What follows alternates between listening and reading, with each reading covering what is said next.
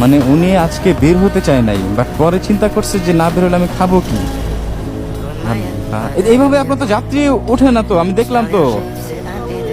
হ্যাঁ, অনেক কম উঠে।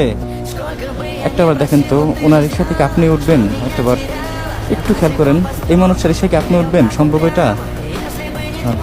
আমরা মানুষ রূপে পশু হয়ে যাচ্ছি, দিন যাচ্ছে আমরা পশুকে হার মানাইতেছি, অথচ আল্লাহ পাক আমাদের সৃষ্টির সেরা জীব হিসেবে আমাদের গণ্য করছে, হ্যাঁ আমাদের সম্মান দিছে, আর আমরা পশুকে হার মানায় ফেলতেছি।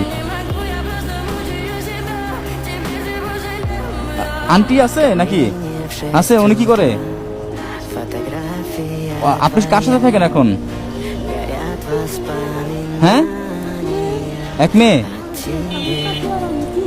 আপনি কার সাথে থাকেন বাবা? হ্যাঁ, ও মানে আমার চাচি, মানে আপনার ওয়াইফ আর আপনার মেয়ে আর আপনি, এই তিনজনই থাকেন। আর এই তিনজনের সংসার কি আপনি বহন করেন? হ্যাঁ, আপনি এই যে রিক্সা চালায়া, হ্যাঁ স্ট্রোক করছিলেন, আগে সুস্থ ছিলেন, স্ট্রোক করার পরে এই অবস্থা হয়েছে, অনেক টাকা ঋণ হয়ে গেছেন। আরে আল্লাহ, উনি আগে সুস্থ ছিল, স্ট্রোক করার পর এই অবস্থা হয়ে গেছে, অনেক টাকা ঋণ হয়ে গেছে। আপনারা কতটুকু বুঝতেছেন জানি না।